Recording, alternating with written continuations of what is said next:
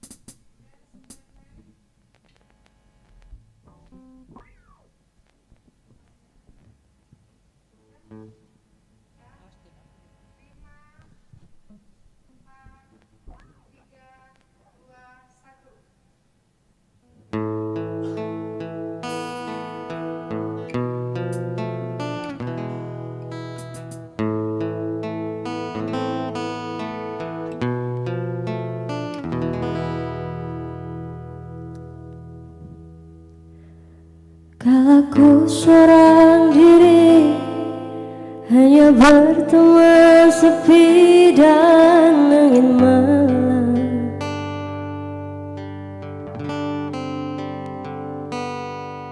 ku coba merenungi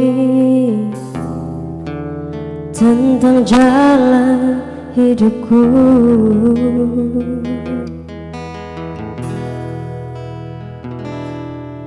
Ku langkahkan kakiku dan menyimak arti sebuah kehidupan. Hati selalu bertanya, adakah kasih suci?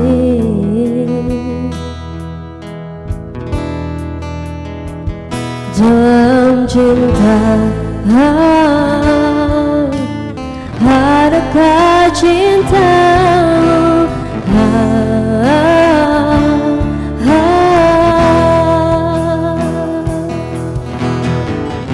Seberkas cahaya terang menyinari hidupku, sesejuk embun-embun di pagi hari, dambaan insan di dunia ini.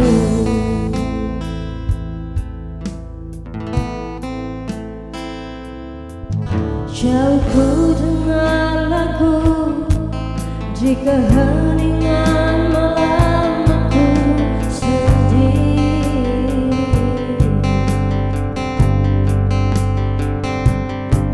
Ku coba merenungi tentang jalan hidupku.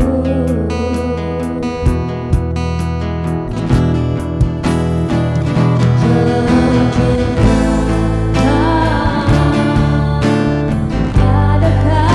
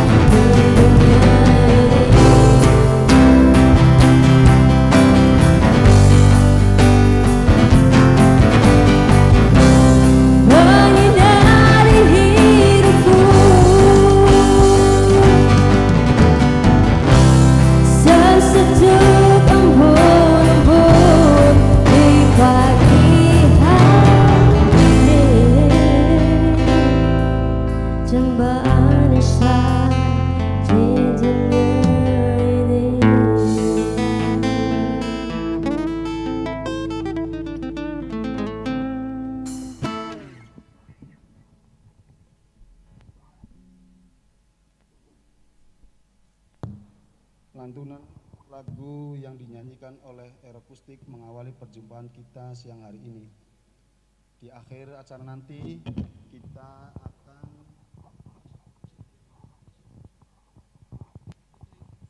kita akan kembali dihibur oleh Aerokustik. Baiklah, kita akan memulai webinar Merajut Nusantara siang hari ini. Bismillahirrahmanirrahim. Assalamualaikum warahmatullahi wabarakatuh. Selamat siang, salam sejahtera, shalom, om swastiastu, namo buddhaya, salam kebajikan. Puji syukur kehadirat Allah Subhanahu wa Ta'ala atas rahmat dan ridhonya, sehingga pada hari ini, pada hari Jumat tanggal 30 April tahun 2021, kita dapat bersama-sama berkumpul dalam satu frame webinar pada siang hari ini.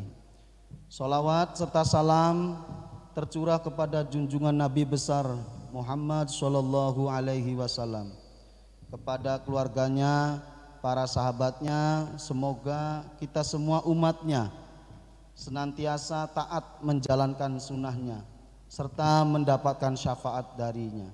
Amin, amin, ya robbal alamin. Acara webinar hari ini adalah program kerja Bakti Kominfo Republik Indonesia dengan tema pemanfaatan teknologi dan digitalisasi dalam pengembangan koperasi.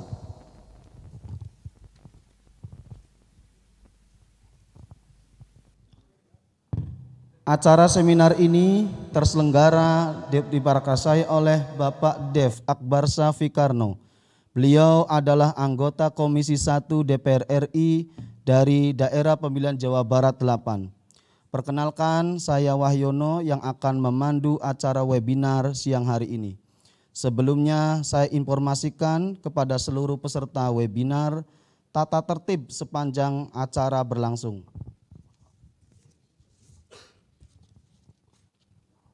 Yang pertama, nama ID Zoom harus sesuai dengan nama ID pada saat pendaftaran.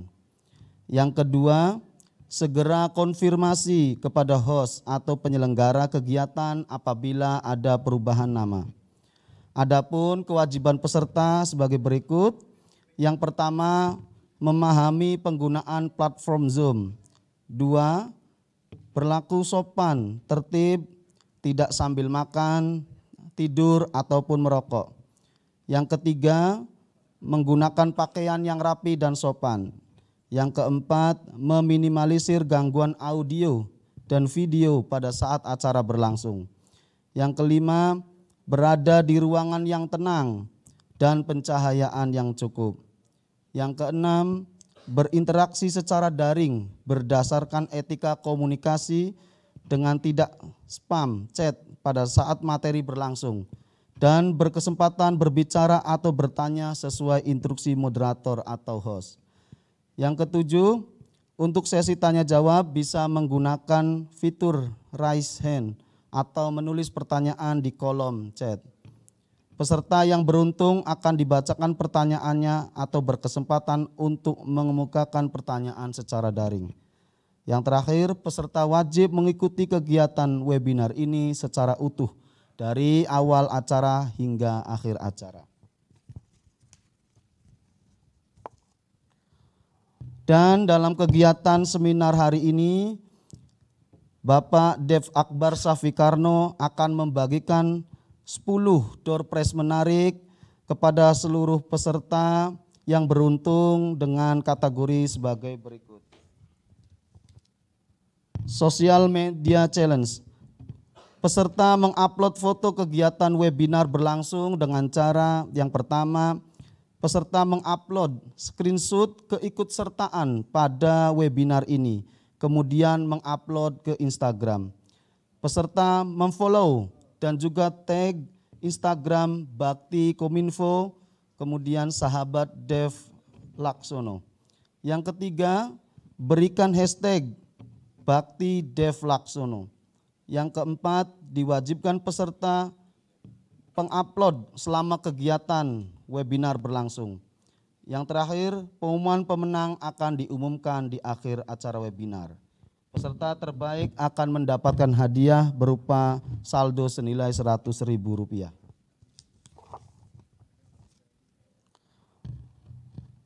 Dan kami selalu mengingatkan juga pada acara webinar ini kita tetap mematuhi protokol kesehatan 4M, memakai masker, mencuci tangan, menjaga jarak, dan menghindari kerumunan.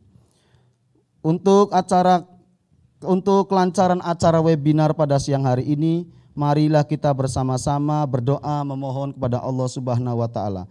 Dan doa akan dipimpin oleh Bapak Imam Persada.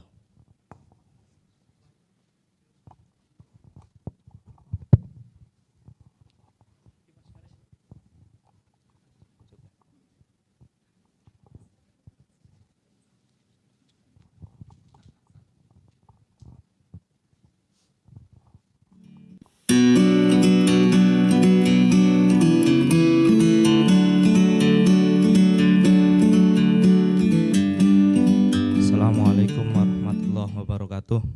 Mohon izin, marilah kita sejenak membaca doa terlebih dahulu agar kegiatan pada siang hari ini berjalan dengan lancar.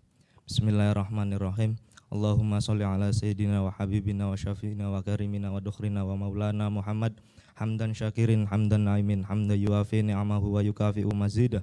Ya Rabbana lakal hamdu kama yanbaghi li jalali wajhika wa azimi sultanik. Allahumma inna nas'aluka salamatan fid din wa afiyatan fil jasad wa ziyadatan fil ilmi wa barakatan fil rizki wa taubatan qoblal maut wa rahmatan indal maut wa maghfiratan ba'dal maut. Allahumma hawin alaina fi sakaratil maut wa najatan minan nar wal afwa indal hisab. Allahumma sholli ala sayyidina Muhammadinil fatih lima ughliqa wal khatim lima sabaq nasirul haqqi bil haqqi wal hadi ila siratikal mustaqim wa ala alihi haqqa qadrihi wa miqdaril azim. Rabbana atina fid dunya hasanah wa fil akhirati hasanah wa qina adzabannar. Sallallahu ala sayyidina Muhammad wa ala alihi wa sahbihi wa ajmain walhamdulillahi rabbil alamin bisirril Fatihah. A'udzu billahi minasyaitonir rajim. Bismillahirrahmanirrahim. Ar-Rahmanir-Rahim. Maliki yaumiddin. Shiratal ladzina an'amta 'alaihim ghairil maghdubi 'alaihim. Assalamualaikum warahmatullahi wabarakatuh.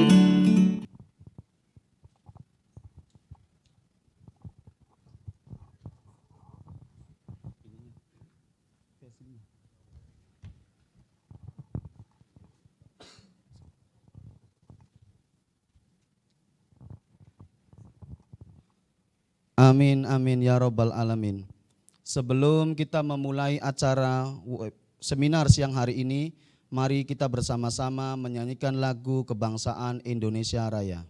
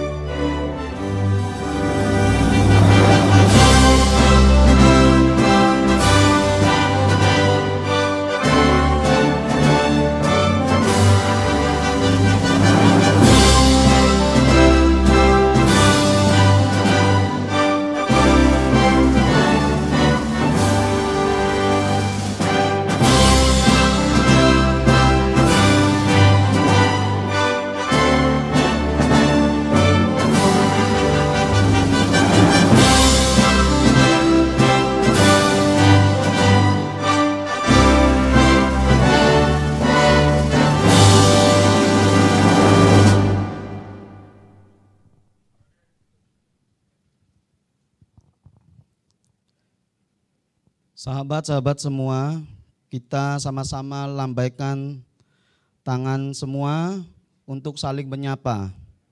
Dan Bapak Dev Akbar Safikarno dapat melihat wajah sahabat-sahabat melalui layar Zoom di tempat masing-masing. Terima kasih semua sudah bergabung. Untuk itu kita sapa dulu Bapak Dev Akbar Safikarno sebagai anggota Komisi 1 DPR RI Daerah Pemilihan Jawa Barat 8. Selamat siang Bapak. Izinkan saya menyapa seluruh narasumber yang telah bergabung di sini.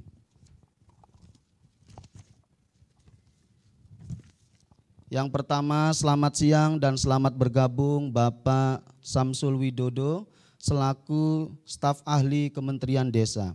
Yang kedua, selamat siang dan selamat datang juga kepada Bapak Haji Muhammad Lutfi. Beliau adalah Ketua DPRD Kabupaten Cirebon. Acara webinar ini juga akan dimoderatori oleh Mas Gunawan. Langsung saja kami serahkan sesi seminar ini kepada moderator Mas Ahmad Gunawan untuk memandu jalannya seminar ini. Kepada Mas Ahmad Gunawan kami persilakan. Bismillahirrahmanirrahim. Assalamualaikum warahmatullahi wabarakatuh. Alhamdulillahirrahmanirrahim, puji syukur kita panjatkan kehadirat Allah SWT sehingga pada hari ini kita masih diberikan kenikmatan kesehatan, nikmat iman Islam dan diberikan kesempatan untuk menikmati indahnya berpuasa di bulan Ramadan tahun ini. Hadirin rekan-rekan sekalian peserta seminar Merajut Nusantara, pada siang hari ini kita akan melaksanakan seminar dengan tema pemanfaatan teknologi dan digitalisasi dalam pengembangan koperasi. Hadirin yang berbahagia, sebelum kita masuk pada acara inti yaitu menyimak informasi penting dan informasi yang memang sangat nanti akan bermanfaat untuk kita semua dalam seminar pada siang hari ini.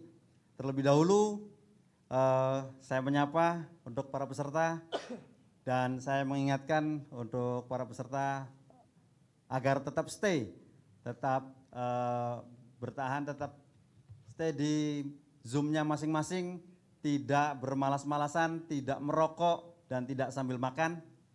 Selamat siang para peserta. Silakan sekali lagi untuk mengangkat tangannya, raise hand.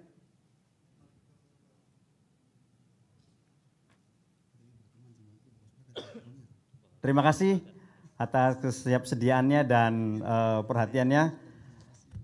Hadirin peserta webinar atau seminar Merajut Nusantara, pada siang hari ini kita melaksanakan seminar diselenggarakan oleh Bakti Kominfo bekerjasama dengan Komisi 1 DPR RI, dan tentu saja kita semua insya Allah bisa melaksanakan dan bisa menyimak secara keseluruhan acara pada siang hari ini.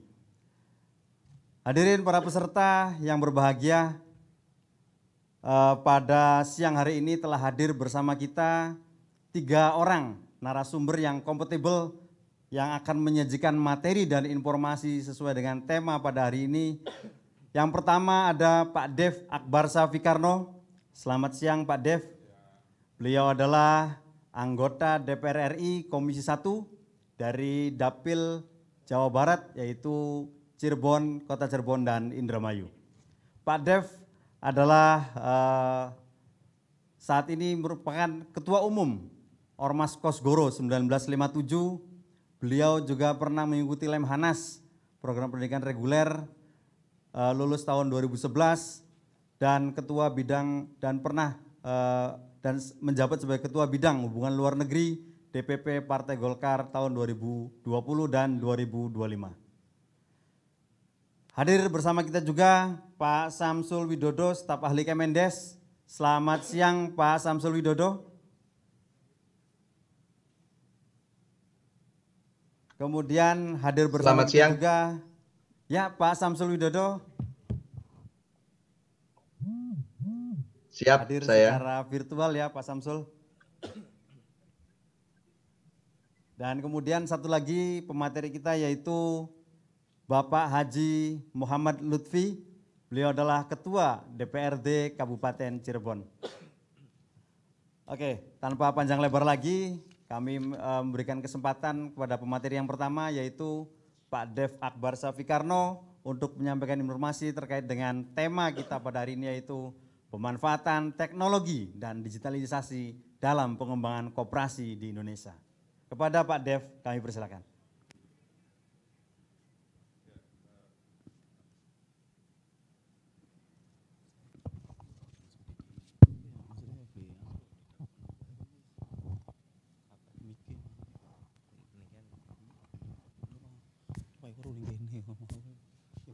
Ini panitia, tolong diperbaiki mikrofonnya mati. Baik. Bismillahirrahmanirrahim. Assalamualaikum warahmatullahi wabarakatuh. Yang saya hormati, cintai dan banggakan, di sini ada sahabat saya, Pak Lutfi, Ketua DPRD Kabupaten Cirebon, dan juga yang telah mengikuti juga secara virtual, rekan saya, mitra saya, Pak Samsu Widodo, yang bisa bergabung secara virtual. Dan juga saya ucapkan terima kasih kepada Bakti serta Kominfo yang sudah memfasilitasi giat kita di siang hari ini. Ya. Syukur alhamdulillah kita semua dalam keadaan sehat walafiat. Kita bisa bersama-sama untuk membahas satu hal yang sangat penting dan yang urgent, yaitu tentang koperasi di era digitalisasi. Ya. Sekarang ini di era di mana segala sesuatu itu bisa dikerjakan secara virtual, di era di mana semua interkonektivitas antara sesama anak manusia, sesama umat manusia tidak lagi dipisahkan oleh jarak dan waktu, ya, akan tapi semuanya itu bisa disatukan dengan sambungan komunikasi internet, ya, dengan penggunaan transferan data yang dapat berlangsung dengan baik dan cepat. Nah, di siang hari ini, ya, saya akan membahas sebuah program yang sangat amat penting, yaitu tentang bagaimana dukungan koperasi di era digitalisasi. Ya, koperasi ini adalah memainkan peran utama di perekonomian nasional Indonesia. Koperasi ini memiliki anggota yang jumlahnya itu belasan atau bahkan puluhan juta se-Indonesia, dan telah memainkan peran yang sangat penting karena ini mendorong untuk khususnya wilayah UMKM, maaf. Kita slide berikutnya. Ya. Ini monitor depan ini mati, ya, mungkin tolong diperbaiki panitia. Ya, monitor depannya ini mati. Ya, dengan COVID-19 ini yang berdampak kepada perekonomian nasional, termasuk koperasi. Di sini COVID-19 ini dampaknya bukan hanya kepada koperasi, tapi dampaknya kepada semua sektor perekonomian. Nah, kan tapi bukan berarti koperasi ini harus bisa lumpuh. Justru koperasi di era COVID-19 ini, ya, harus bisa beradaptasi dengan adanya digitalisasi. Nah, dan pemerintah di era ini telah membuat sejumlah program-program, khususnya di dalam program PEN, ya, yaitu adalah program pemulihan ekonomi nasional, di mana koperasi di sini bermain peran yang penting. Ya, koperasi di sini bisa melakukan kontak langsung ke anggotanya, ya, dan juga koperasi di sini bisa bekerja dengan baik dan juga bisa membantu penyerapan daripada kebutuhan program-program tersebut, dan juga bisa melayani anggotanya dengan baik. Ya. Berikutnya. ya, langkah pemerintah untuk membantu koperasi melalui PEN. Ya, dana yang bergulir untuk program PEN ini jumlahnya sangat besar. Program PEN ini yang dialokasikan kepada untuk koperasi itu nilainya lebih dari 180 triliun, tepatnya 184,83 triliun. Nah, dan ini termasuk juga stimulus modal kerja yang disebarkan melalui KUR dengan suku bunga murah dan tanpa agunan tambahan. Dan juga untuk panitia bisa tolong duduk semua di belakang, ya. Duduk dulu di belakang semua. Udah nanti aja.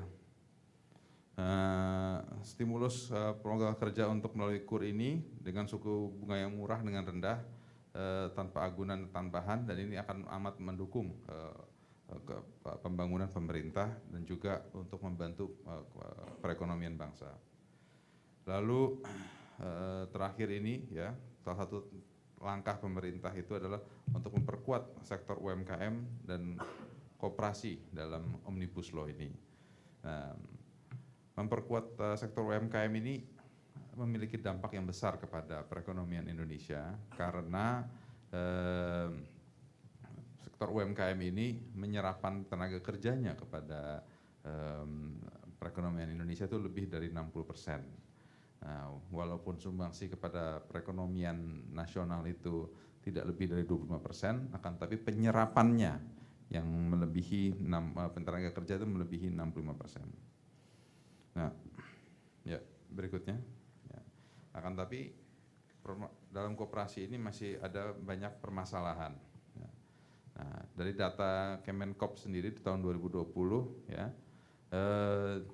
Terdata lebih dari 1.700, tepatnya 1.785 koperasi dan 163.713 UMKM yang terdampak kepada COVID-19. Dan ini berarti ada belasan atau bahkan puluhan juta warga negara ataupun masyarakat yang terdampak langsung. Dan untuk itu butuh langkah strategis yang tepat untuk penyelesaian itu. Dan untuk sekarang ini yang paling tepat pemerintah bisa lakukan adalah untuk melakukan transformasi digital. Nah, melakukan transformasi digital ini membutuhkan dukungan dari semua pihak. Nah, bukan hanya dari sisi keanggotaan, akan tapi juga lebih penting lagi dari sisi infrastruktur. Nah, sehingga infrastruktur koperasi ini dibangun secara masif dan juga infrastruktur digitalisasi, internet dan komunikasi itu terbangun dengan baik, dan ini membutuhkan kerjasama antara swasta dengan pemerintah juga. Ya, berikutnya, ya, transformasi koperasi dan UMKM dalam Undang-Undang Cipta Kerja. Di dalam Undang-Undang Cipta Kerja ini, ya, terjadi transformasi usaha informal ke formal. Yang tadinya itu mungkin hanya memiliki warung-warung kecil, ya, akan tapi bisa berubah dari warung-warung itu menjadi toko-toko online, ya, online shop. Lalu yang dari skala usaha perorangan yang tadinya hanya berjalan sendiri, mungkin dia hanya jualan bakso di di gerobaknya, bisa dibuat warung. Lalu dari warung bisa berubah menjadi restoran, atau juga bisa dari satu titik bisa berubah menjadi ke beberapa titik. Nah, dan juga ada lagi transformasi UMKM berbasis kawasan, komunitas, klaster dan rantai pasok. Nah, ini berarti UMKM yang tadinya hanya tidak terkoneksi dengan baik, bisa digabungkan menjadi satu sehingga menjadi sebuah koperasi, dan koperasi itu bisa berkembang, baik itu meningkatkan kualitasnya, meningkatkan produktivitasnya, sehingga sumbangsi pada perekonomiannya pun meningkat, dan juga transformasi yang berbasis teknologi, yang tadinya mungkin jualannya itu dari person to person, ditingkatkan menjadi penjualannya itu menjadi menggunakan teknologi seperti pabrikan kah, ya, yang tadinya itu dilakukan pekerjaannya secara manual, lebih menggunakan peralatan sehingga lebih meningkatkan presisi ataupun juga meningkatkan peralatan, meningkatkan produktivitas. Dan terakhir juga transformasi digitalisasi. Transformasi digitalisasi itu di sini yang di era digital ini, ya di era digital 4.0, digitalisasi ini harus berjalan dengan baik dikarenakan untuk masyarakat Indonesia, untuk perekonomian Indonesia bisa bersaing dengan usaha-usaha dari luar, usaha-usaha dari asing. Bila kita tidak bertransformasi, kita akan ketinggalan. Nah, nanti Pak Lutfi juga bisa memaparkan permasalahan-permasalahan yang ada di daerah Kabupaten Cirebon, karena masing-masing daerah ini, masing-masing wilayah itu memiliki karakteristik yang berbeda dan memiliki permasalahan yang berbeda. Ya, transformasi koperasi ke digital ya. Ya, pertama yaitu tujuannya untuk meningkatkan sumber daya manusia agar kapasitasnya akan terus meningkat. Lalu kedua untuk memperkuat UMKM agar beralih ke platform digital. Dan ketiga, akses pasar digital untuk memasarkan produk dan jaringan. Dan keempat, memfasilitasi ke akses pasar internasional melalui satu aplikasi digital. Nah, jadi agar produk-produk contoh lah ya, produk-produk di Cirebon, apakah itu warung yang tadinya hanya menjual nasi lengko ataupun ampal gentong, ya, yang tadinya hanya bisa menjual untuk hari ini, lalu bisa meningkatkan kualitasnya sehingga bisa produksinya itu bisa bertahan lebih dari 1 hari, dan juga yang tadinya hanya jualan langsung di warung bisa jualnya itu secara online, dan yang tadinya hanya bisa untuk wilayah seputaran Cirebon atau hanya untuk wisatawan yang melintasi Cirebon, akan tapi bisa menjual produknya keluar Cirebon, bahkan bisa menjual ke luar negeri. Ya, sekarang kita lihat data perkembangan digitalisasi di Indonesia. Ya, data perkembangan digitalisasi di Indonesia, kita lihat ini yang minggu lalu sempat saya bahas juga, penggunaan telepon ini nyaris 98% dari penduduk Indonesia menggunakan telepon. Dari 98% itu 98,2 itu menggunakan smart mobile phone. Jadi semuanya pasti memiliki akses ke internet. Nah, hanya sekitar 16% ya, dari masyarakat Indonesia yang masih menggunakan telepon biasa. Dan untuk yang aktif menggunakan laptop atau komputer itu hanya 74%, atau 74,5%, 74,7, nyaris 75%, dan selebihnya itu menggunakan tablet. Nah, lalu untuk yang menonton TV ya, atau yang memiliki TV streaming itu sekitar 6%, dan yang menggunakan gaming 16%. Bahkan juga sudah makin banyak penduduk Indonesia menggunakan smart home sekitar 5%, dan juga diteruskan dengan penggunaan smartwatch ya, atau digital watch 13%, dan terakhir yang menggunakan virtual reality ya, itu sekitar 4%. Nah, jadi penggunaan digitalisasi di Indonesia terus meningkat ya. Berikutnya,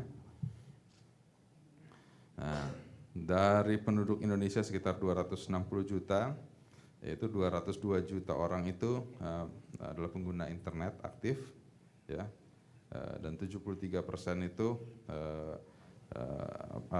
dari populasi kita itu yang menggunakan internet, dan setiap tahunnya itu ada penambahan sekitar 27 juta orang atau 15%, dan rata-rata setiap orang itu menghabiskan waktu 8 jam, hampir 9 jam setiap hari untuk menggunakan internet, termasuk kita semua yang hari ini mengikuti seminar virtual ini. Nah, dari pengguna internet itu 96,5% itu menggunakan mobile.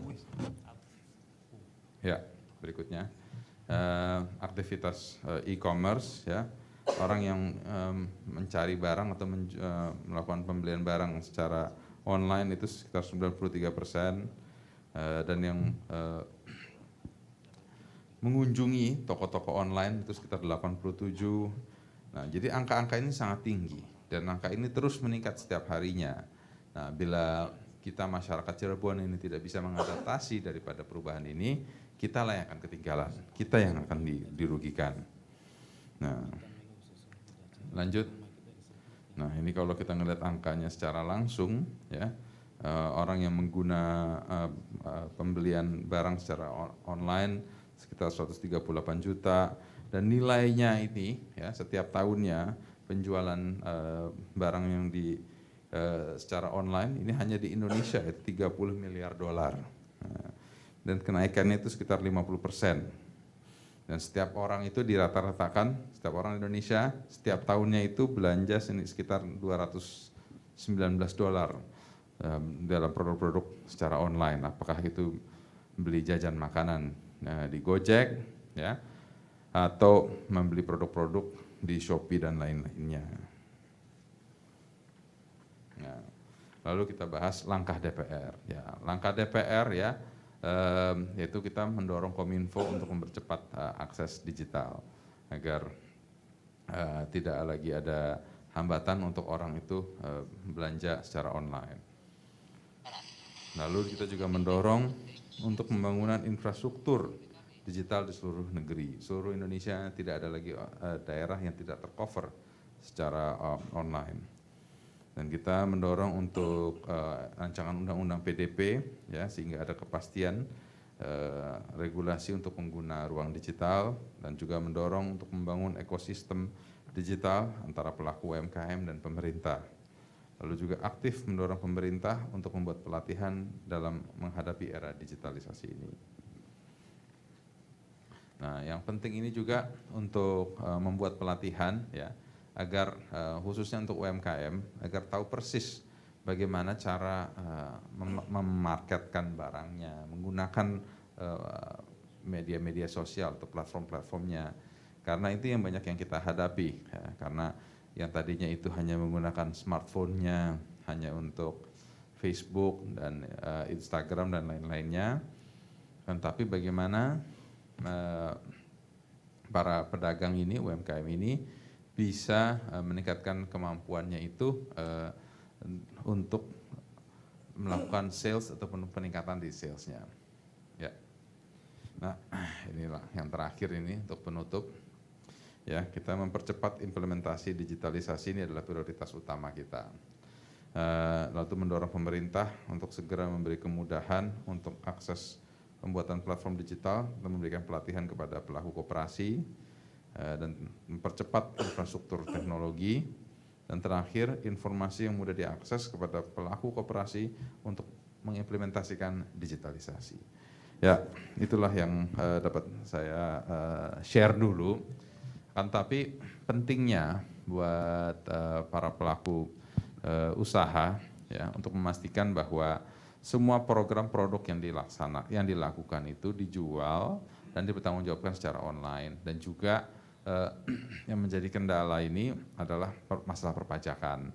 Nah, untuk itu pemerintah, ya, melalui Direktur Jenderal Pajak dan Kementerian Keuangan juga mendorong untuk melakukan perbaikan-perbaikan ataupun juga sosialisasi agar tidak ada orang kekhawatiran ataupun ketakutan ataupun kebingungan dalam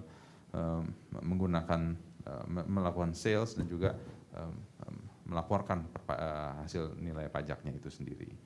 Nah, itulah yang dapat saya sampaikan. Wabillahi taufiq wal hidayah. Wassalamualaikum warahmatullahi wabarakatuh. Waalaikumsalam warahmatullahi wabarakatuh. Terima kasih Pak Dep, luar biasa informasinya. Jadi dari sisi legislasi yang digagas oleh DPR RI tadi sudah menunjukkan bahwa betapa keinginan atau dorongan dari DPR ini dan pemerintah untuk memberikan ruang yang seluas-luasnya serta ekosistem yang mendukung agar implementasi digitalisasi koperasi di Indonesia ini bisa terwujud. Tentu saja tadi tujuannya adalah tidak lain dan tidak bukan, yaitu untuk meningkatkan taraf kesejahteraan masyarakat secara luas, khususnya insan-insan koperasi. Begitu Pak Dev, ya. Jadi dukungan dari DPR tadi sudah betul-betul sudah terwujud, dan tinggal bagaimana kemudian insan-insan koperasi mengambil peluang yang sudah ada di Indonesia. Baik, Para peserta seminar Merajut Nusantara Bakti Kominfo pada siang hari ini yang berbahagia, sebelum melangkah ke pemateri yang selanjutnya itu Pak Samsul Widodo, staf ahli Kemendes, kami mengingatkan bahwa pada kesempatan siang hari ini pun kami panitia menyelenggarakan Social Media Challenge. Seperti biasa, silahkan untuk mengupload ke foto kegiatan pada siang hari ini pada saat kegiatan ini berlangsung. Tentu saja tata tertibnya sudah dibacakan oleh saudara MC, yaitu dengan memberikan tag. Ya. Ya. Di antaranya itu peserta mengupload foto, kemudian tentu saja foto screenshot kehadiran dan materi pada siang hari ini, kemudian peserta memfollow dan juga tag Instagram @baktikominfo, @sahabatdevlaksono, dan berikan hashtag Bakti Devlaksono dan hashtag SMN Devlaksono. Disarankan periode penguploadan selama kegiatan webinar berlangsung dan pengumuman akan dibacakan di akhir acara oleh MC. Hadirin yang berbahagia, menyambung informasi dan materi tadi setelah disampaikan oleh Pak Dev mengenai pemanfaatan teknologi dan digitalisasi dalam pengembangan koperasi, kami berikan kesempatan yang kedua, yaitu disampaikan oleh Bapak Haji Muhammad Lutfi, Ketua DPRD Kabupaten Cirebon. Selamat siang Pak Haji Muhammad Lutfi. Selamat siang. Pak Ketua, sebelum masuk ke materi Pak Ketua DPRD ini, kami menginformasikan juga, kami tahu bahwa di Kabupaten Cirebon ini geliat koperasi dan kemudian geliat pelaku UMKM untuk arah digitalisasi ini sudah cukup masif Pak Ketua. Tinggal bagaimana kita memberikan sentuhan-sentuhan dan dukungan-dukungan yang bisa mendongkrak eksistensi mereka. Di antaranya kami tahu ada kampung digital di wilayah Arjawinangun, kemudian Gegesik, Kaliwedi, Pasaleman dan lainnya. Barangkali itu juga sudah masuk ke informasi ke Pak Ketua DPRD dan kami menunggu langkah-langkah dan dukungan dari Pak Ketua DPRD. Kepada Pak Ketua DPRD Haji Muhammad Lutfi kami persilakan. Izin Pak Dev. Bismillahirrahmanirrahim. Assalamualaikum warahmatullahi wabarakatuh. Alhamdulillahirrabbilalamin. Wassalatu wassalamu ala asrafil anbiya wal mursalin wa ala alihi wa sahbihi ajmain amma ba'du. Alhamdulillah, sore hari ini sangat luar biasa. Kita apresiasi terhadap acara yang digagas oleh teman-teman Bakti dan Kementerian Kominfo dan khususnya teman-teman dari Komisi 1. Dan sore hari ini menurut saya temanya sangat luar biasa terkait dengan pengembangan ekonomi khususnya koperasi UMKM terkait dengan sudah maraknya teknologi informasi berkembang di masyarakat. Nah, yang pertama yang coba ingin saya sampaikan dalam alur pikir diskusi sore hari ini adalah soal bagaimana visi Indonesia di 2045. Ada 4 poin utama dalam visi kita di tahun 2045. Yang pertama, pengembangan manusia seutuhnya terkait dengan penguasaan ilmu dan teknologi. Kemudian yang kedua, pembangunan ekonomi berkelanjutan yang kemudian adanya pemerataan pembangunan. Yang terakhir, pemantapan tentang ketahanan nasional. Nah, sekarang pertanyaannya, kita pernah mendengar juga mimpi Pak Presiden Jokowi. Pada tahun 2015, 30 Desember di Merauke, Pak Presiden Jokowi menyampaikan 7 mimpi yang menurut saya mimpi yang luar biasa tentang Indonesia. Di dalam mimpi-mimpi tersebut, Pak Jokowi menyampaikan bahwa Indonesia harus menjadi negara yang berpengaruh di Asia Pasifik. Indonesia harus bisa menjadi pusat peradaban dunia. Indonesia harus berisi sumber daya manusia yang tangguh, yang berkualitas, berkarakter, pluralismenya kuat, religiusitasnya juga kuat, dan yang terakhir Indonesia harus menjadi pusat pendidikan dan teknologi, termasuk pengembangan peradabannya. Menurut saya ini mimpi-mimpi yang luar biasa yang harus dipahami oleh seluruh masyarakat Indonesia. Ketika visi mimpi presidennya jauh, tetapi masyarakatnya nggak paham tentang arah kemana kita harus bergerak, maka ini tidak akan pernah bisa sinergis dan menghasilkan Indonesia yang diimpikan tersebut. Nah, sekarang pertanyaannya begini, ini kan mimpi, Pak Jokowi sudah sampaikan mimpinya. Nah, sekarang kita coba buka dulu tentang peradaban manusia. Tahun 1776 kurang lebih ya, terjadi namanya revolusi industri. Revolusi industri pertama ini telah merubah peradaban manusia. Nah, kemudian nanti ada revolusi industri kedua, revolusi industri ketiga, dan yang hari ini sedang kita bicarakan adalah soal revolusi industri keempat. Soal bagaimana internet, computing cloud dan lain sebagainya bisa merubah peradaban manusia.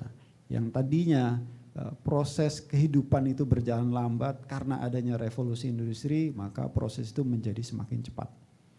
Nah, kita coba, kenapa kita mulai dari revolusi industri? Karena kita ingin melihat sebenarnya seberapa penting sih fungsi strategis teknologi informasi untuk merubah perekonomian dan pada ujungnya merubah peradaban. Nah, kita urutkan dari situasi awal bagaimana peradaban ini berubah. Pada revolusi industri pertama, itu sekitar abad 17 akhir, ditandai dengan penemuan seorang ilmuwan Skotlandia namanya James Watt. Dia menemukan mesin uap. Nah, sebelum ditemukannya mesin uap, semua kehidupan berjalannya manual. Orang mau migrasi dari Cirebon ke Jakarta harus menggunakan dua tenaga. Pilihannya kalau nggak tenaga hewan, tenaga manusia. Kalau tenaga manusia dia jalan kaki, berlari. Kalau tenaga hewan dia naik kuda atau naik delman gitu ya. Nah, ketika akhir abad 17 James Watt menemukan mesin uap, maka mempengaruhi perubahan kehidupan. Di mana semua mesin-mesin tenun, industri tekstil yang tadinya manual menjadi menggunakan mesin. Begitu juga dengan sarana transportasi. Akhirnya dengan mesin uap ditemukan lokomotif dan akhirnya masyarakat di Inggris waktu itu yang memulainya membangun jalur transportasi kereta api. Nah, kaitannya apa dengan Indonesia? Pada revolusi industri pertama yang terjadi di Eropa. Pada awal abad ke-18 di Indonesia kaitannya dengan penemuan mesin uap itu akhirnya dibangunlah pabrik-pabrik gula. Beberapa contoh yang tua ada di Cirebon. Itu pabrik gula itu dibangun pada zaman Belanda. Kemudian Dendas membangun jalur kereta api. Jalur kereta api pertama dibangun itu 1867 di daerah Semarang dan kemudian akhirnya sampai ke Sumatera. Peradaban menjadi berubah, kehidupan menjadi lebih cepat, harga barang menjadi lebih murah, produksi menjadi lebih massal. Gitu. Nah, ini perubahan peradaban gitu kan, pada revolusi industri pertama. Nah, kemudian pada awal abad 19 terjadi revolusi industri kedua, ditandai dengan penemuan listrik dan conveyor belt, jadi mesin berjalan. Kalau dulu kita mau buat motor, mau buat mobil, itu satu orang harus merangkai semuanya dari A to Z. Tapi dengan adanya mesin berjalan, conveyor belt, produksi menjadi semakin massal lagi. Gitu. Kemudian terjadi Perang Dunia Kedua, di mana Eropa bisa membuat banyak pesawat, bisa membuat banyak tank tempur dan lain sebagainya karena penemuan ini, gitu kan. Nah, pada revolusi industri ketiga ditemukannya microchip. Ditemukannya transistor, ditemukannya teknologi komputer yang semakin mempermudah orang dalam memproduksi barang.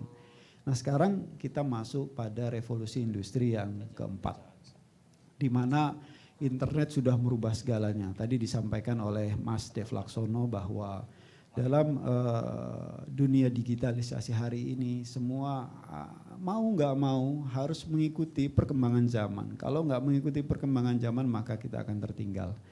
Nah, yang menarik ini adalah dalam revolusi industri yang keempat ini bukan hanya merubah peradaban yang biasa menjadi tidak biasa, tetapi merubah struktur ekonomi dan merubah struktur kehidupan.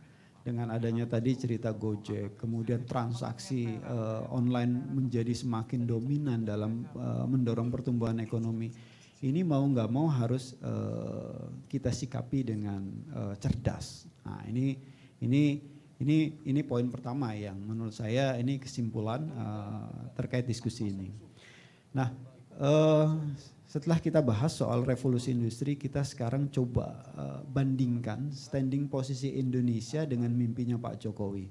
Tadi Pak Jokowi sampaikan mimpinya bahwa Indonesia harus menjadi pusat peradaban dunia. Indonesia harus punya sumber daya manusia yang unggul dan seterusnya dan seterusnya. Tapi pertanyaannya, apakah kita masih terlalu jauh dengan mimpi itu ataukah kita sudah setengah jalan?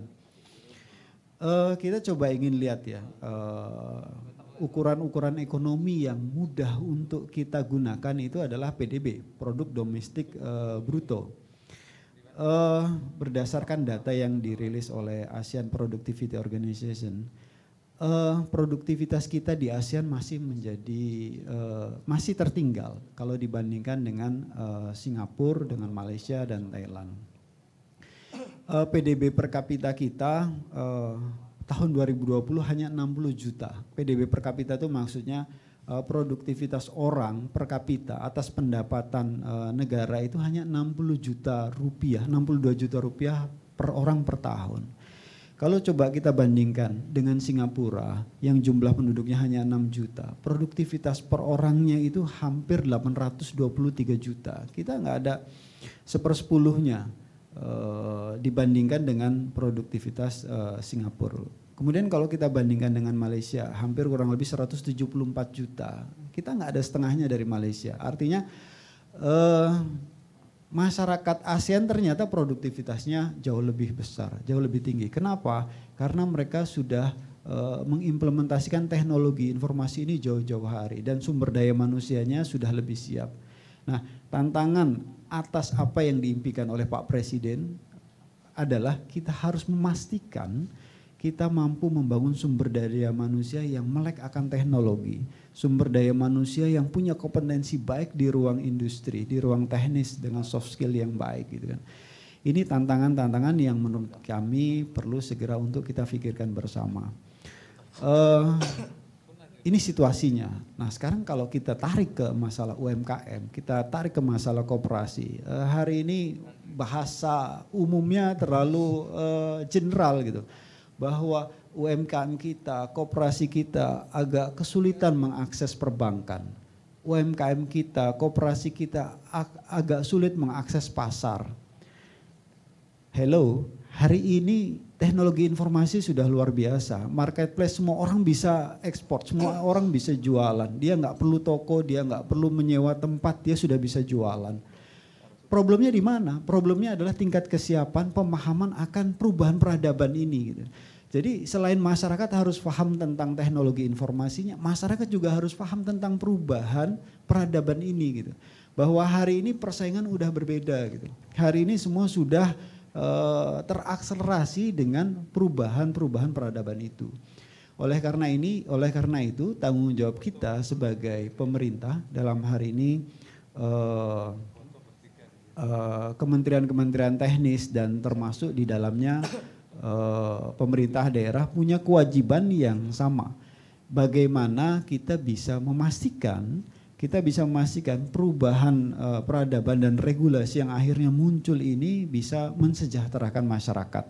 Nah, ada beberapa hal fokus utama yang menurut saya kita perlu sama-sama tarik gitu ya. Yang pertama, shorten time to market.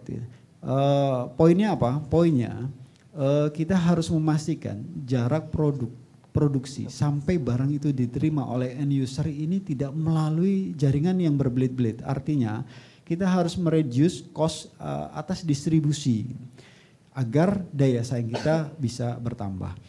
Yang kedua, mass product ini harus difasilitasi oleh negara. Bagaimana caranya masyarakat bisa meningkatkan productivity. Nah, selain dibangun sistemnya, pemerintah punya tanggung jawab untuk memastikan ekosistemnya ini menunjang untuk kita membangun produk massal. dan UMKM harus tampil di dalamnya. Ketika UMKM bisa tampil dan bisa memastikan peningkatan produktivitas yang signifikan, saya yakin secara umum ini akan meningkatkan produktivitas bangsa. Dan yang terakhir yang terkait dengan pemanfaatan teknologi ini adalah soal efisiensi kos produksi dan efisiensi atas kos distribusi.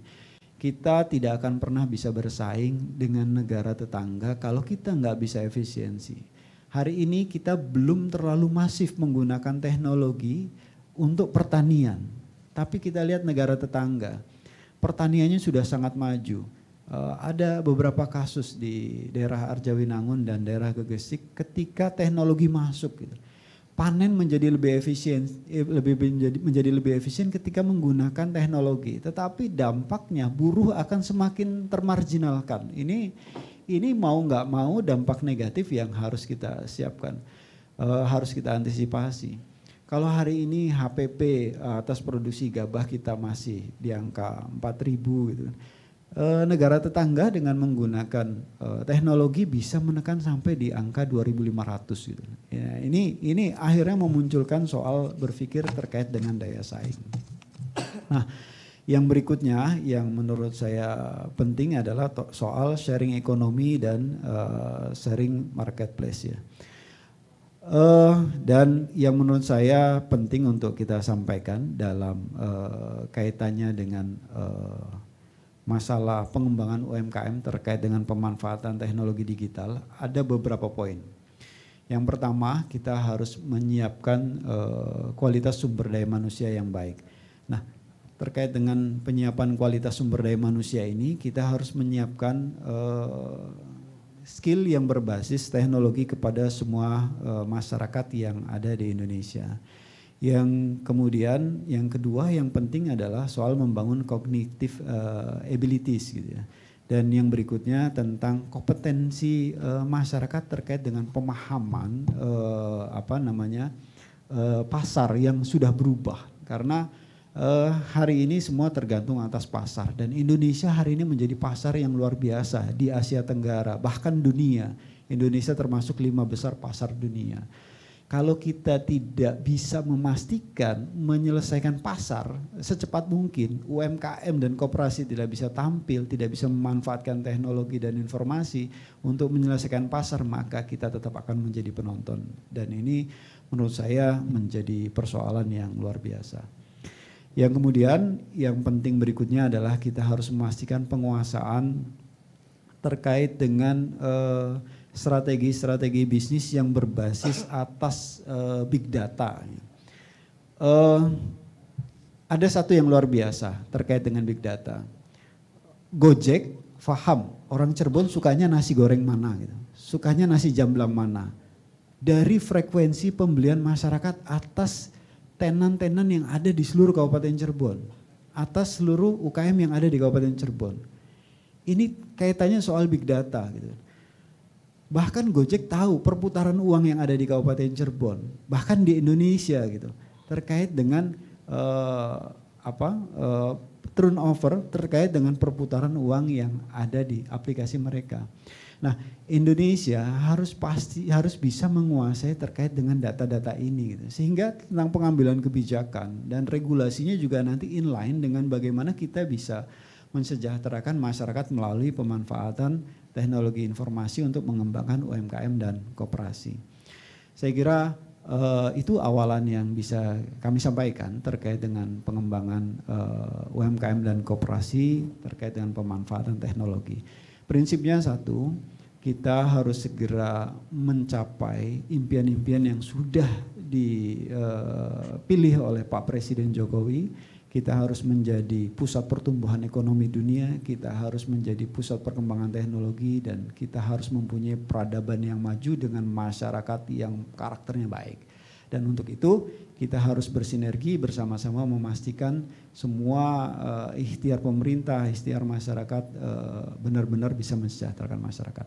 Saya kira itu yang bisa saya sampaikan di tahap awal. Terima kasih. Wallahul muwaffiq ila aqwamit thoriq. Assalamualaikum warahmatullahi wabarakatuh. Waalaikumsalam warahmatullahi wabarakatuh. Terima kasih Pak Ketua DPRD, Bapak Haji Muhammad Lutfi, tadi sudah terang benderang apa yang disampaikan. mengenai tadi beberapa kiat-kiat dan solusi-solusi yang memang harus ditangkap dan disiasati oleh insan koperasi, lembaga koperasi dan UMKM agar koperasi bisa segera beranjak implementasi menuju digitalisasi koperasi. Tiada lain ya tadi kuncinya itu efisiensi, baik efisiensi produksi maupun efisiensi distribusi. Terima kasih Pak Ketua Lutfi. Dan selanjutnya rekan-rekan sekalian peserta seminar, kami mengingatkan agar seluruh peserta tetap stay di layar Zoom-nya masing-masing, di depan kameranya masing-masing agar tidak meninggalkan, dan kami sangat menyayangkan jika kepesertaannya itu kosong atau hanya ditinggalkan. Karena itu kami mengingatkan agar para peserta yang baik hati, yang bijaksana ini tetap stay di depan kamera Zoom-nya masing-masing. Hadirin para peserta yang berbahagia, seminar Merajut Nusantara pada sore hari ini akan disambung dengan informasi yang menarik, informasi yang penting juga dari pemateri kita yang ketiga, yaitu Bapak Samsul Widodo, staf ahli Kementerian Desa. Untuk Pak Samsul, selamat sore Pak Samsul. Selamat sore. Sudah ready Pak Samsul ya? Udah siap, saya siap. Oke, terima kasih Pak Samsul. Silahkan untuk menyampaikan informasi-informasi yang akan disampaikan terkait dengan pemanfaatan teknologi dan digitalisasi dalam pengembangan koperasi. Oke, terima kasih. Assalamualaikum warahmatullahi wabarakatuh. Selamat sore, salam sejahtera buat kita semuanya. Dan semoga kita semuanya sehat selama masa pandemi COVID-19 dan pandemi ini segera berakhir dan ekonomi kita bisa bangkit kembali. Yang terhormat Pak Dev Laksono, Pak Lutfi, Bapak dan Ibu sekalian yang ada di dalam webinar ini, dan saya juga mengucapkan terima kasih kepada Bakti Kominfo yang telah mengundang saya untuk acara ini. Jadi kalau kita bicara teknologi, apa yang disampaikan oleh Pak Dev, apa yang disampaikan oleh Pak Lutfi, saya rasa sudah cukup jelas gitu ya, bagaimana dampak teknologi ini terhadap pertumbuhan ekonomi ataupun GDP nasional kita. Saya mencoba memperkuat dengan hal-hal yang mungkin yang konkret dan mungkin bisa dipahami oleh para peserta webinar saat ini. Jadi saya selalu memulai dengan perang kopi gitu ya. Jadi kalau jam-jam begini ini puasa gitu, kalau nggak puasa enak banget kalau kita ngopi. Saya selalu memulai dengan ini untuk menarik sebenarnya ada apa dengan hanya dua kelompok gitu kan. Jadi kalau saya ngajak ngopi Pak Lutfi atau ngajak ngopi Pak Dev atau ngajak ngopi moderator, saya mesti larinya ke Starbucks gitu kan. Jadi itu era-era yang sebenarnya mereka generasi yang sebenarnya berbeda gitu ya. Jadi kalau kita lihat siapa yang punya Starbucks gitu ya, itu grupnya Salim, ada Max Coffee kalau nggak salah ini Sinarmas, The Coffee Bean ini kalau nggak salah Lipo Group dan sebagainya. Jadi tiga itu mewakili konglomerasi besar yang mereka berangkat dengan modal yang sangat besar. Jadi dari awal itu mereka modalnya besar, gerainya pun mahal. Gerai-gerai mereka mahal, jadi nggak ada Starbucks itu yang cuma gerobak dorong gitu ya, nggak ada. Jadi ini, nah yang sebelah kiri ini yang kita tidak pernah tahu asal usulnya. Kopi Kenangan, Fori Kopi, Kopi Janji Jiwa. Fori Kopi mungkin mereka sudah kayak kafe ya bentuknya, tetapi kalau Kopi Kenangan ini kan gerai, jadi mereka hanya 2 orang, 3 orang dan sebagainya. Kopi Janji Jiwa juga begitu. Tapi Bapak dan Ibu sekalian, teman-teman semuanya, teman-teman tahu berapa Kopi Kenangan dalam satu bulan untuk jual? Berapa cup? Jadi ini data yang lama sebenarnya. Saat ini sudah sampai 5 juta cup dalam 1 bulan. Bisa dibayangin, 5 juta cup dalam 1 bulan kali 20.000 rata-rata Kopi Kenangan. Berarti sekitar 5 juta cup kali 20.000, 10 miliar setiap bulan. Uang yang bisa dikumpulkan oleh Kopi Kenangan. Kopi Janji Jiwa lebih gila lagi karena mereka franchise. Kalau nggak salah mereka sudah punya cabang 500-an seluruh Indonesia. Dan yang menarik adalah kenapa mereka bisa melakukan ini, gitu kan? Jadi kalau kita lihat Kopi Janji Jiwa ini seperti ini, kenapa mereka bisa melakukan dan mampu bersaing dengan Starbucks? Mungkin Starbucks tidak terlalu banyak sekarang outletnya, tapi pertumbuhan Kopi Janji Jiwa di Jakarta misalnya itu sudah nggak nambah cabang lagi, sudah tidak nambah outlet lagi, sudah penuh di Jakarta. Ini yang saya harapkan, ini yang saya maksudkan adalah apa yang seperti yang disampaikan oleh Pak Dev Laksono dan apa yang disampaikan oleh Pak Lutfi tadi, bahwa mereka memanfaatkan teknologi digital untuk bisa menjangkau customernya. Jadi saya yakin, saya nggak tahu di Cirebon sudah ada atau belum karena saya masih menunggu undangan dari Pak Lutfi untuk berangkat ke Cirebon gitu kan. Apakah di Cirebon sudah ada Kopi Kenangan atau Kopi Janji Jiwa? Tapi saya yakin mungkin Kopi Janji Jiwa sudah ada. Jadi teman-teman bisa browsing di GrabFood atau di GoFood Kopi Janji Jiwa. Dan ini yang mengejutkan, siapa yang invest Kopi Kenangan? Siapa yang invest Kopi Kenangan? Jadi kalau kita lihat yang invest Kopi Kenangan, kita sangat terkejut. Investornya mereka keluarin sampai 3 triliun hanya untuk mendukung Kopi Kenangan ini bisa IPO gitu ya. Jadi yang invest begini besar gitu ya. Jadi tidak hanya orang-orang kita, tetapi banyak juga para selebritis dunia yang invest kepada Kopi Kenangan. Ini data lama, gitu kan. Jadi karena kita frekuensinya sama, saya nggak mungkin menyampaikan hal yang sama seperti yang disampaikan oleh Pak Dev atau apa yang disampaikan oleh Pak Lutfi. Saya mengambil angle yang berbeda. Jadi Bapak dan Ibu sekalian, teman-teman semua, bahwa ini karena teknologi. Ini karena teknologi. Mereka mampu menjangkau customernya. Jadi bahwa apa yang terjadi saat ini sudah nggak mungkin bisa kita tolak lagi. Jadi kita harus beradaptasi dengan situasi saat ini. Jadi saya rasa ini pembuka buat teman-teman semua, Bapak dan Ibu sekalian. Saya menyebutnya adalah perang kopi. Kembali ke slide pertama, saya menyebutnya ke perang kopi. Saya sampaikan kepada teman-teman, ini sebenarnya apa bisnisnya? Saya selalu sampaikan bahwa ini bisnis memori. Kalau saya mendapat kesempatan pergi ke luar negeri dan di situ ada gerai Starbucks, saya cenderung mampir. Atau saya kalau ketemu teman saya dan di situ ada gerai Starbucks, saya cenderung mampir. Tetapi anak-anak yang konsumen terhadap Kopi Kenangan atau Kopi Janji Jiwa, mereka yang masih kuliah, mereka yang masih SMP atau mereka yang masih SMA, yang pengen ngopi tetapi tidak mau kopi banget gitu ya. Nah, dan harganya juga berbeda. Anak saya tidak pernah mau mereka datang ke Starbucks karena mahal.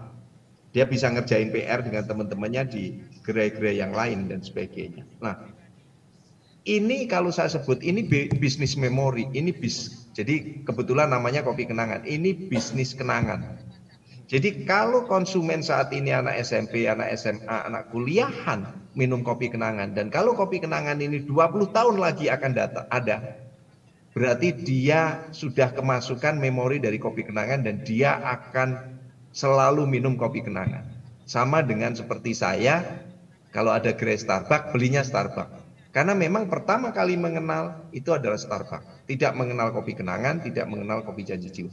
Jadi ini memori. Sama dengan kalau saya pulang ke Cirebon, kalau saya pulang ke Surabaya, yang saya cari adalah rawon. Karena di situ pertama kali rasa yang saya kenal. Mulai saya bayi, saya sudah mengenal rasa itu. Sama dengan mungkin kalau Pak Lutfi lama di Jakarta dan balik ke Cirebon, pasti mencari makanan-makanan yang pada saat itu, pada saat kecil kita rasakan.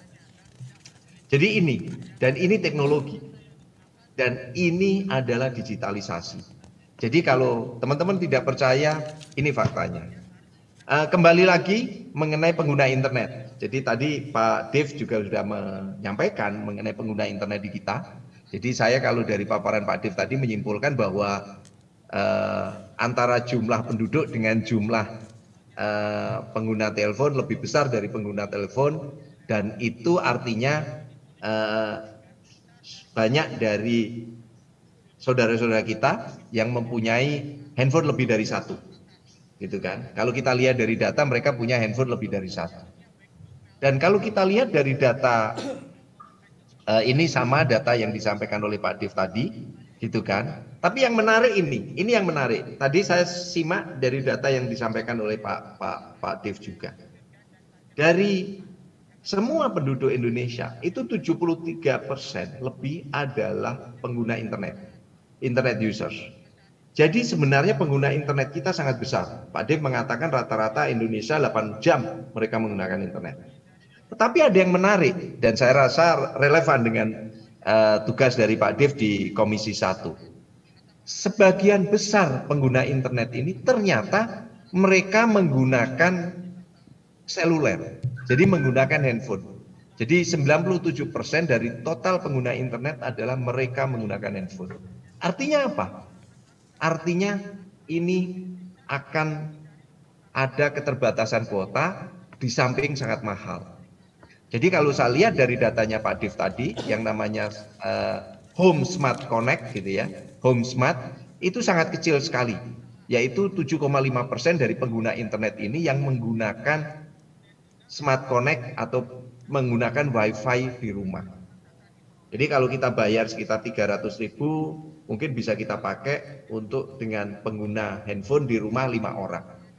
Tetapi kalau kita menggunakan handphone untuk koneksi internet, satu handphone membutuhkan 100.000 sekitar 500.000. Jadi artinya ini yang menjadi tantangan gitu ya, termasuk tantangan buat Kominfo dan Bakti dan juga tantangan buat Pak Dev di Komisi 1 bahwa hanya kurang dari 10% akses internet kita itu melalui, kalau yang di paparan Pak Dev tadi disebutnya adalah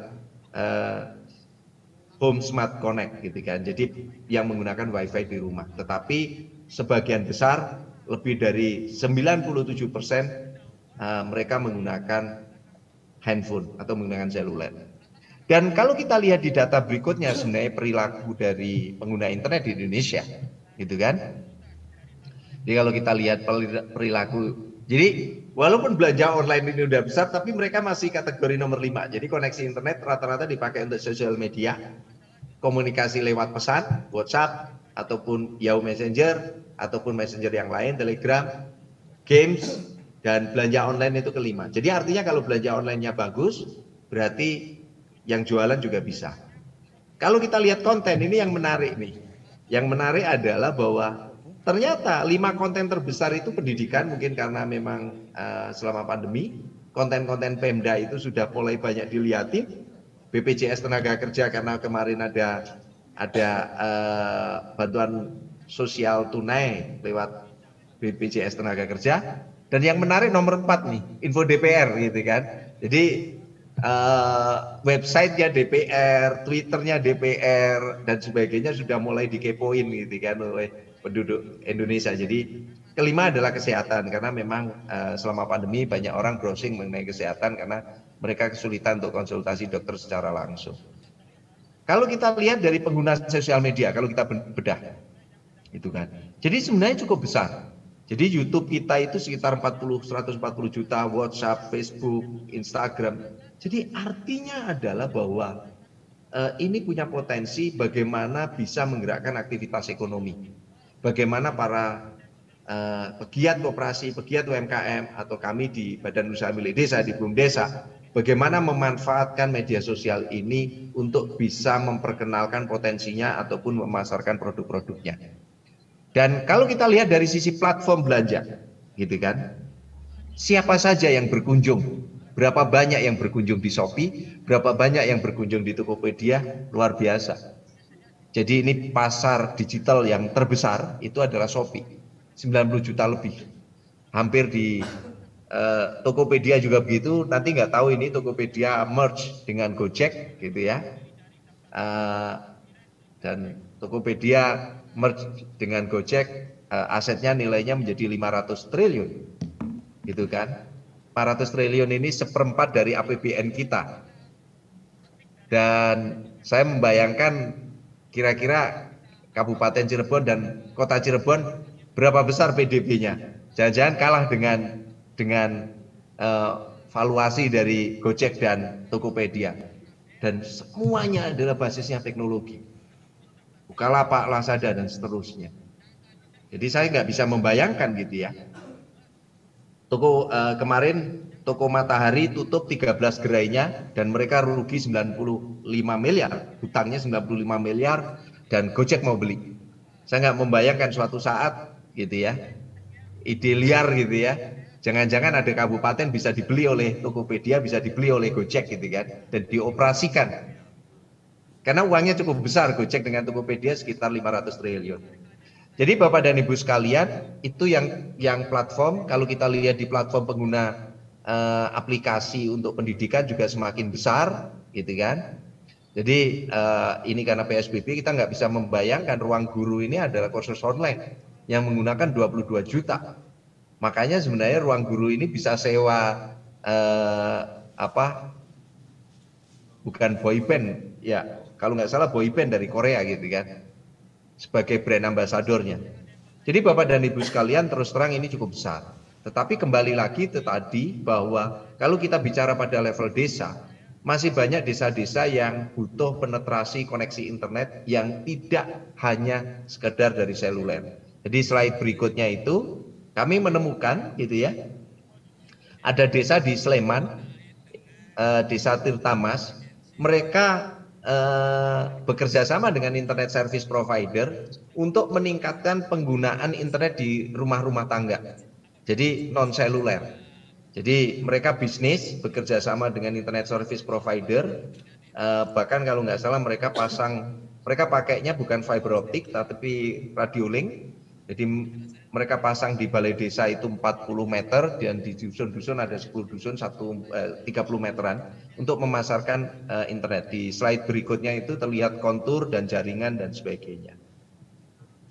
Jadi Bapak dan Ibu sekalian, sebenarnya kalau kita bicara mengenai teknologi, apalagi teknologi digital sudah sangat berkembang. Tinggal bagaimana kita bisa memanfaatkan. Bagaimana teman-teman yang di desa-desa di Kabupaten Cirebon di sana, mereka bisa memasarkan produk-produknya ke Jakarta. Toh berangkat pagi dari Cirebon, siang udah nyampe Jakarta. Membawa sayur dari Cirebon ataupun membawa empal gentong dari Cirebon sampai Jakarta masih anget. Jadi market terbesar masih Jakarta dan sebagainya. Dan ini yang harusnya bisa dimanfaatkan oleh teman-teman semua, Bapak dan Ibu sekalian, sehingga teknologi ini bisa mampu menggerakkan aktivitas ekonomi. Kalau kita bicara mengenai koperasi, gitu kan, kami dari Kemendesa lebih cenderung bicara mengenai badan usaha milik desa. Tetapi kami sendiri pernah mengkolaborasikan bagaimana koperasi dan badan usaha milik desa bisa bekerja sama, dan itu melalui koneksi, melalui teknologi, mereka bisa bekerja sama. Untuk jangkauan yang lebih besar, bagaimana badan usaha milik desa yang di desa bisa bekerja sama dengan koperasi untuk bisa menjangkau dan memasarkan produk-produknya ke kota lain, ke kabupaten lain, atau ke pulau-pulau lain. Jadi Bapak dan Ibu sekalian, saya rasa itu yang saya bisa sampaikan, dan saya memperkuat dari apa yang disampaikan oleh Pak Dev ataupun Pak Lutfi.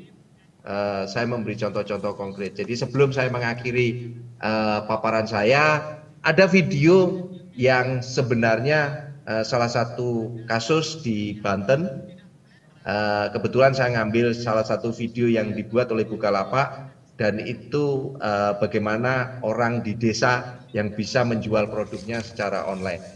Teman-teman tolong videonya bisa diputarin gitu ya, sebelum saya mengakhiri paparan saya sore ini.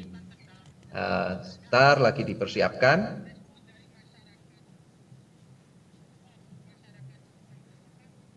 Sebentar Pak Moderator, lagi dipersiapkan videonya. Silakan diputar langsung saja.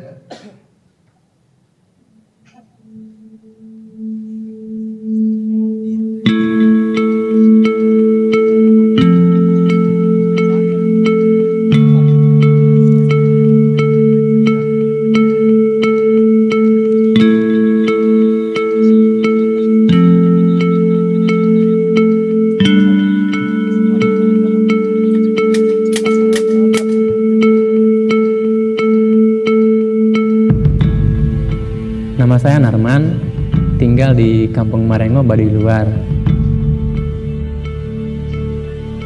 Baduy sendiri kan dengan adat dan tradisinya, kata tetua adat sampai kapanpun harus dijaga ya. Dari situ Narman berpikiran, bisa nggak Narman ambil bagian untuk menjaga adat dan tradisi itu. Kerajinan ini salah satu bagian dari budaya. Dengan adanya perajin-perajin ini, adat dan tradisi di Baduy itu bisa kejaga. Selanjutnya setelah adanya Narman bisa jualan online, Narman bisa mengenalkan hasil karya tangan orang Baduy ke orang luar. Ada satu pengunjung yang peduli dengan adat Baduy, terutama dengan kerajinannya. Terus dia bilang, kenapa enggak kamu kenalin ini ke lebih luas lagi dengan cara online kayak gitu. Udah, saya dari situ kepikiran, wah betul juga nih kayaknya. Saya coba belajar apa itu online, apa itu sosial media, apa itu marketplace. Saya belajar di situ secara otodidak. Kebetulan waktu itu saya dengar iklan Bukalapak di TV yang ibu-ibu yang cincai-cincai itu.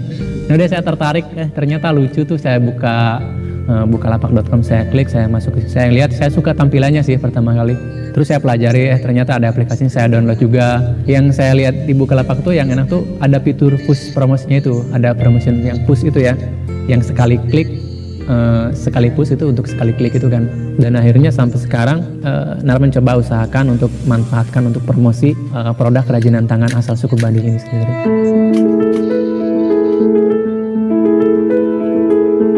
Sebetulnya saya menjalankan usaha dengan cara online ini bukan tanpa kesulitan ya. Kenapa? Karena selain di sini udah nggak ada listrik, HP juga nggak boleh, terus di sini juga nggak ada sinyal sama sekali.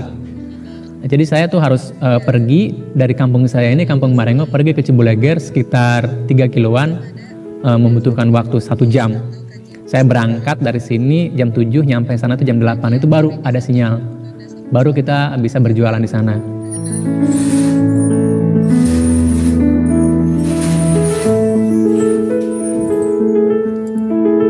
Kadang-kadang setelah sampai Cibuleger saya harus balik lagi ke sini.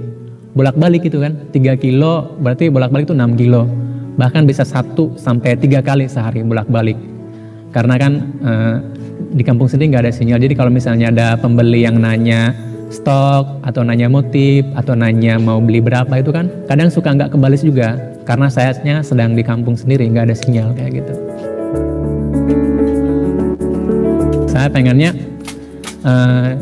dengan menjaga adat, kenapa enggak kita memajukan ekonominya dengan tidak merusak adat dan tradisinya. Bagaimana caranya? Saya sebagai warga adat menggunakan teknologi itu dengan bijak. Saya tidak ambil yang negatifnya, saya ambil yang positifnya. Saya sih berpikir bahwa bagaimana caranya kemajuan teknologi ini tidak merusak adat, tapi justru malah sebaliknya. Saya ingin merubah mindset bahwa ternyata kemajuan teknologi ini bisa bermanfaat untuk menjaga adat dan tradisi.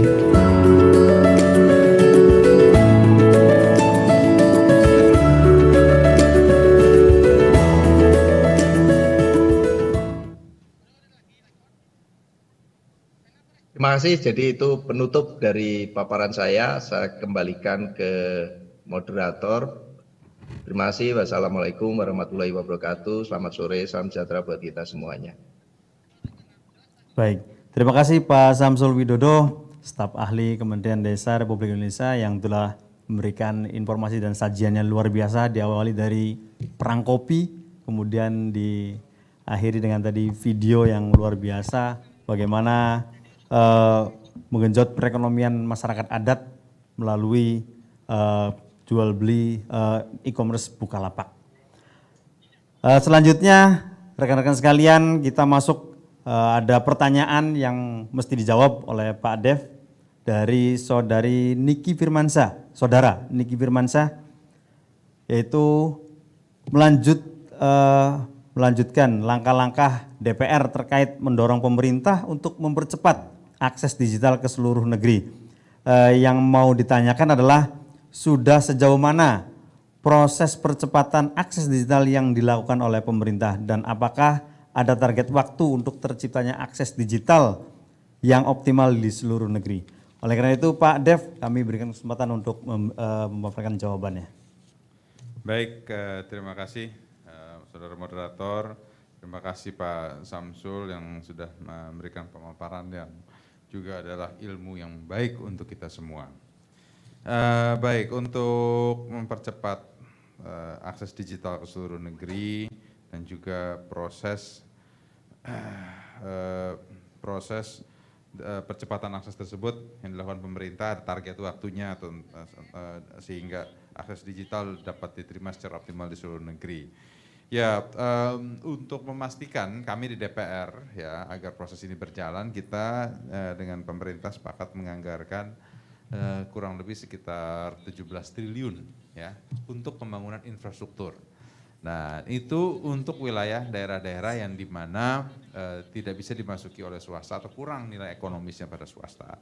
Jadi akan ada banyak kawasan 3T ataupun juga yang penduduknya tidak terlalu padat, sehingga untuk swasta membangun, menambah atau memperkuat BTS-nya itu sehingga bisa melayani 4G dan juga masuk ke 5G, itu pemerintah di sana yang masuk. Dan ditambah juga dengan bakti agar terdapat keadilan dalam akses digitalisasi. Dan target waktunya itu ya kalau untuk yang 17 triliun itu ya untuk tahun ini, dan dari tahun depan juga akan ada lagi anggarannya untuk pembangunan, sehingga dalam kurun waktu 2-3 tahun ke depan ini sudah tersambung semua ya. Karena ini untuk pertama sekedar untuk masyarakat tahu ya. Kadang-kadang di wilayah Jakarta saja ada daerah-daerah tertentu tidak dapat 4G, masih 3G bahkan. Nah, jadi untuk 4G itu masih kurang lebih sekitar 45% wilayah Indonesia yang benar-benar tercover secara full ya.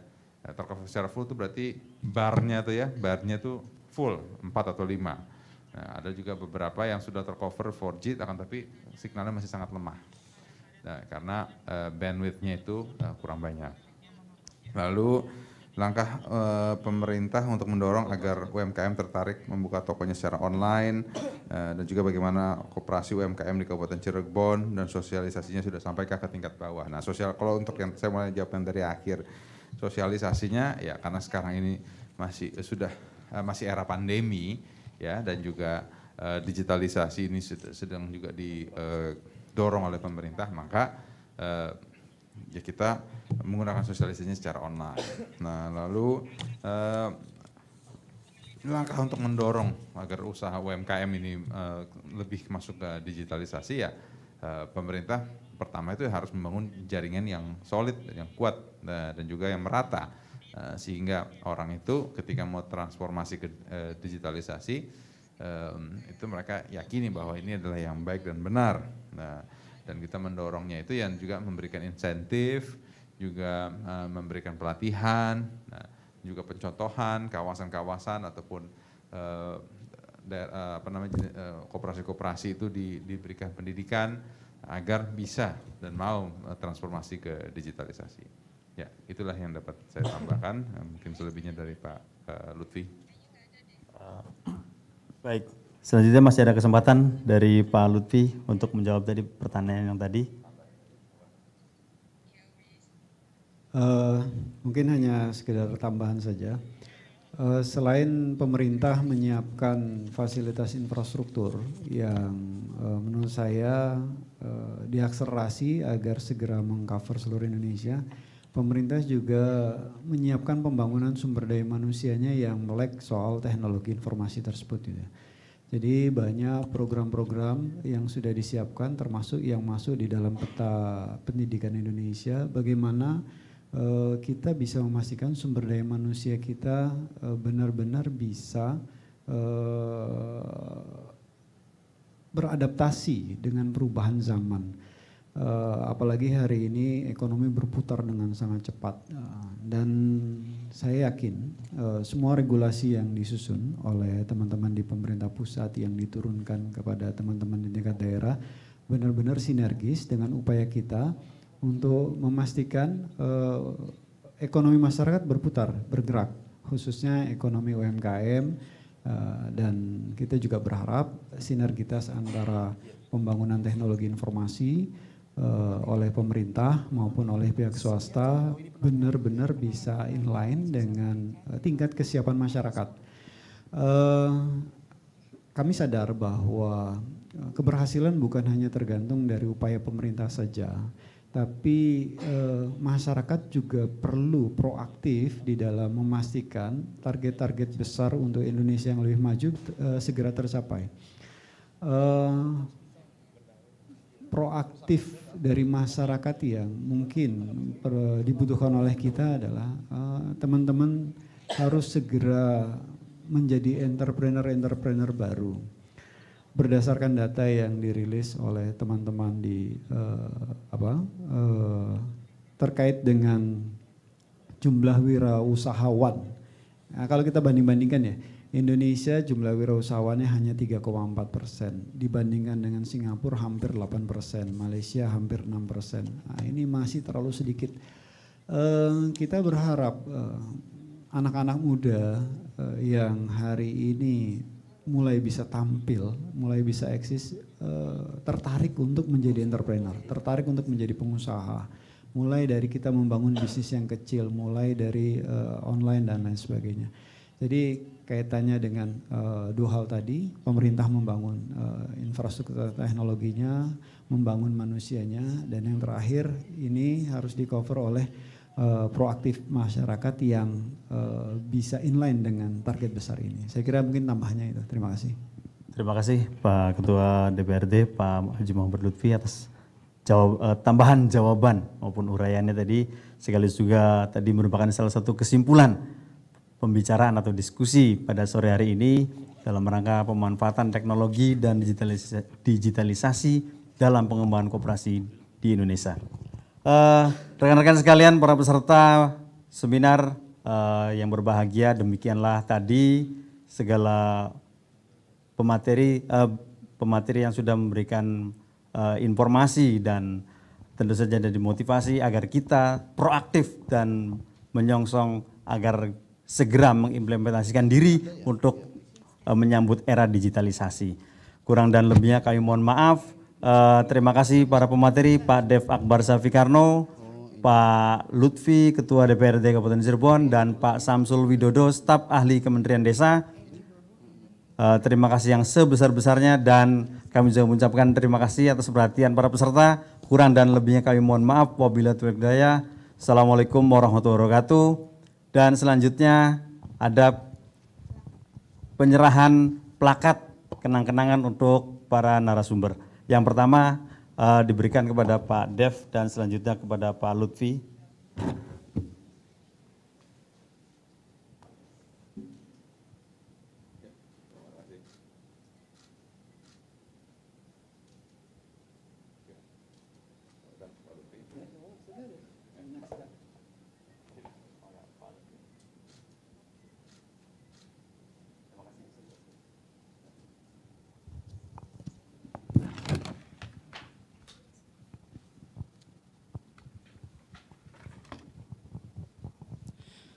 Sekali lagi terima kasih kepada seluruh narasumber yang telah memberi paparan dan terima kasih kepada moderator yang telah memandu berjalannya seminar siang hari ini.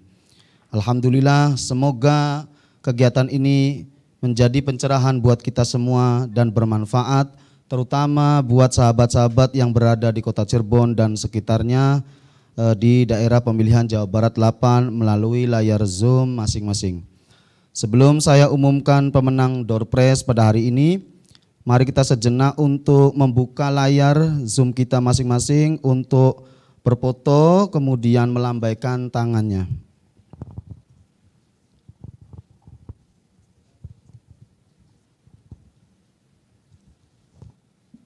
Silakan para narasumber dan moderator ikut berfoto.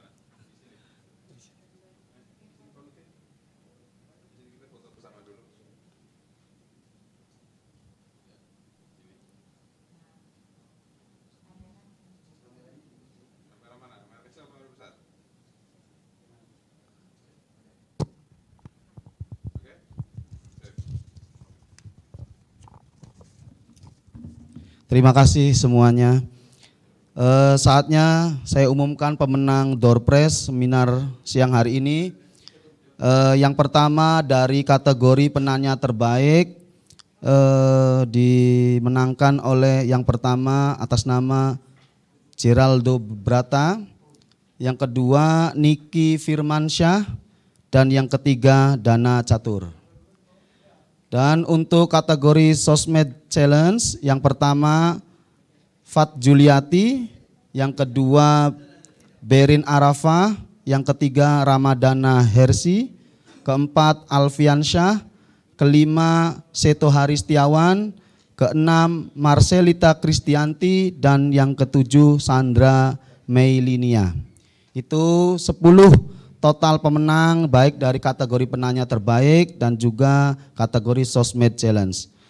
Dan saya mengingatkan kepada para peserta seminar pada hari ini untuk jangan beranjak dari layar Zoom sehingga acara ini berakhir. Panitia akan tetap melakukan registrasi kembali dan konfirmasi kepada peserta dan terutama kepada pemenang terpilih. Maka dari itu untuk tetap berada pada layar Zoom masing-masing. Dan jangan kemana-mana, sebelum berakhirnya acara ini akan ada persembahan lagu dari Aerokustik.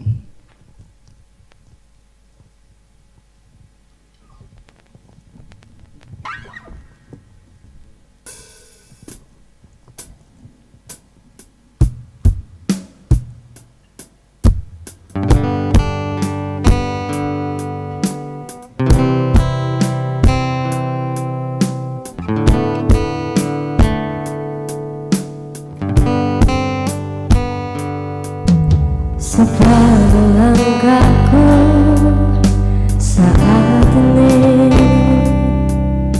berjalan tanpa terhenti.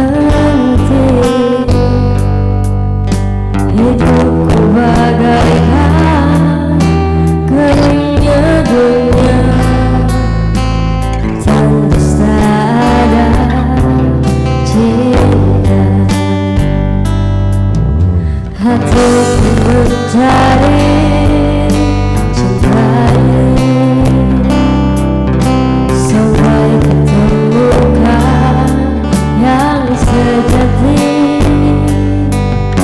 Walau sampai hatiku kan menjadinya seorang yang ku cinta.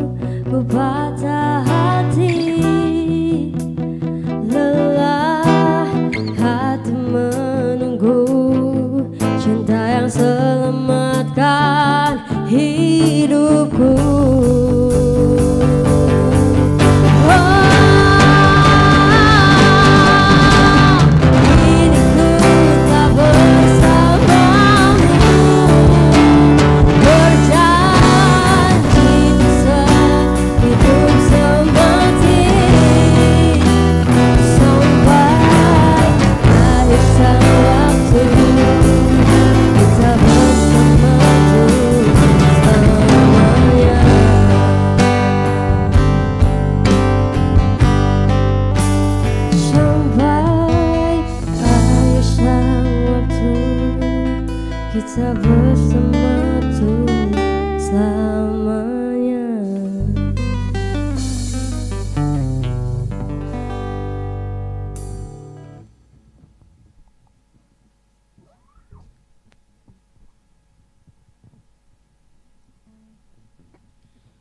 Alhamdulillahirabbil alamin. Dengan dihibur lantunan lagu dari Aerokustik, maka berakhir pula seluruh rangkaian acara webinar Merajut Nusantara, program kerja bakti Kominfo Republik Indonesia. Kami atas nama panitia mengucapkan terima kasih atas partisipasinya dan mohon maaf atas segala kekurangannya. Saya Wahyono, pemandu acara, pamit undur diri. Wassalamualaikum warahmatullahi wabarakatuh.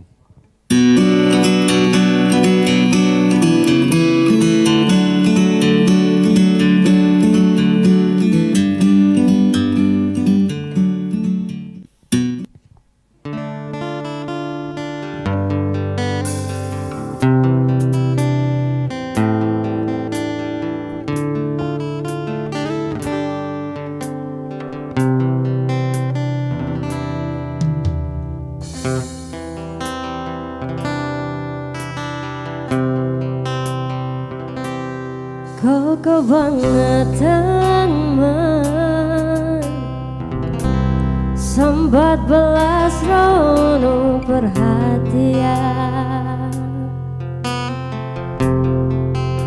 Jelas ku butuh hatimu, ku butuh awakmu. Kau kebangetan man.